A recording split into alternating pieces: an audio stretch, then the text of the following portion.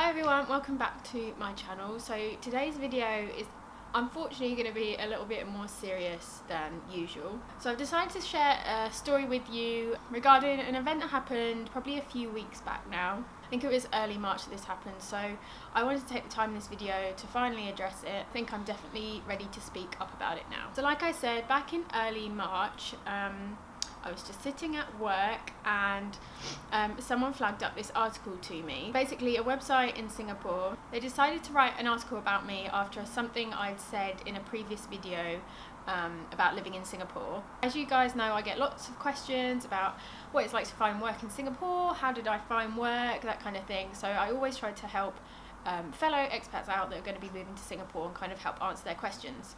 But unfortunately, this article that was published, they completely twisted my words, and they went on to say that I managed to get a job in Singapore without having any degree. They said that I got a job in a really fast amount of time. Basically, they just portrayed it as if I was telling the world that it's super easy to find work in Singapore, anyone can just come work here, and that totally is not what I was doing. And I totally get that this article had a clickbait title. What really hurt me was the fact that people were actually straight away believing the article, totally falling for it, and just fully believing it without actually doing any research themselves. So this article referred to me as being sneaky. I was a tag-along with my boyfriend when I came here to Singapore. Basically just saying that I abused the immigration system, that I got a job here with no effort at all. Which, I mean, come on guys, really?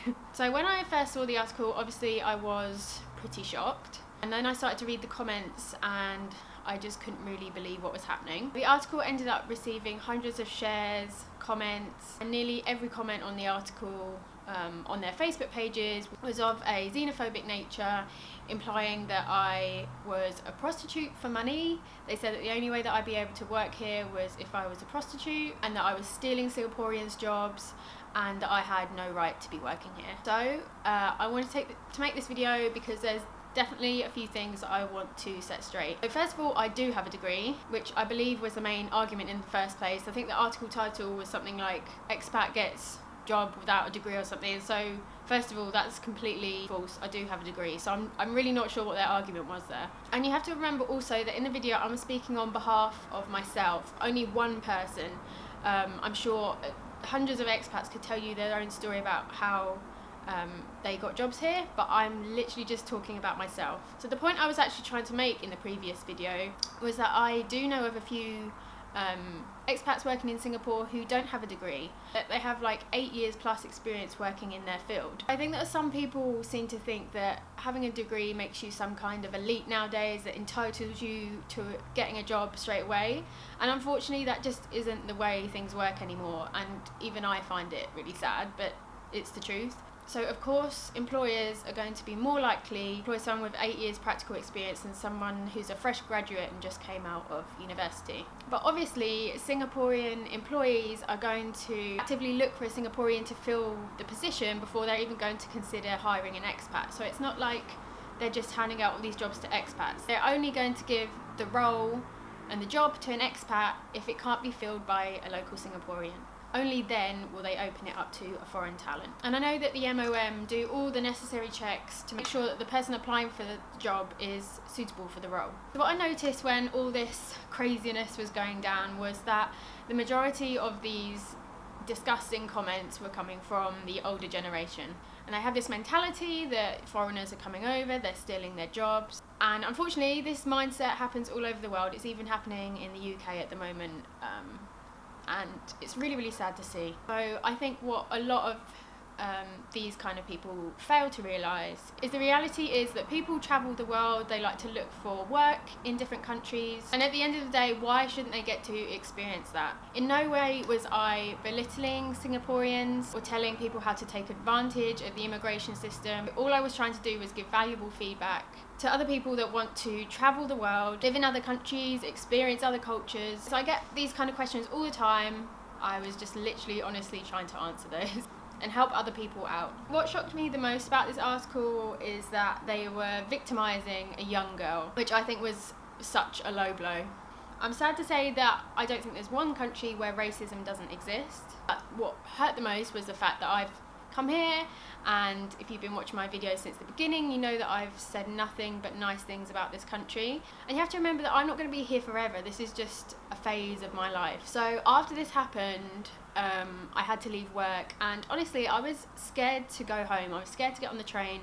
I suddenly had this feeling that everyone was going to know who I was, that these comments were going to be put into real life situations, that people were going to shout at me.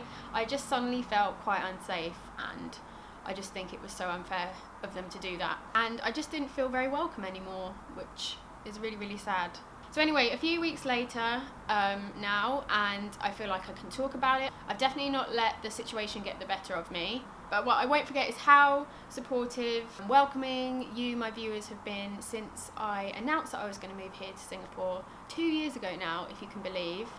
It was 2 years like last week, I think, which is so crazy. So yeah, I just have to ignore the comments of these crazy racist people and focus on you guys and everyone else that I've met in Singapore, people I work with that are just so welcoming and made my stay here a great one. So yeah, and what I really hope is that Singaporeans won't have to experience this same kind of thing if they decide to move overseas. I know that I put my life online and I'm an easy target. They probably just googled expat and tried to pluck something from that video that they could twist, and I totally get that, but I hope that no one else gets to experience this kind of thing and kind of be publicly victimized, because it's really not a nice experience. But anyway guys, I thought I'd just share that story with you. Some of you might have seen it online, I don't know, but I just thought I'd let you know what happened. But yeah, moving on from it, it's all old news, not bothered anymore. But yeah, I just want to say thank you to you guys who continue to watch my videos, support me, and leave me nothing but nice comments. I really do appreciate it. Okay, so be sure to give this video a thumbs up if you liked it, show your support and your love, and hit the subscribe button if you want to see more of my videos about Singapore, because I'm not going anywhere. I'm staying here for a little while longer. And yeah, thank you guys for watching. I'll see you next time. Bye.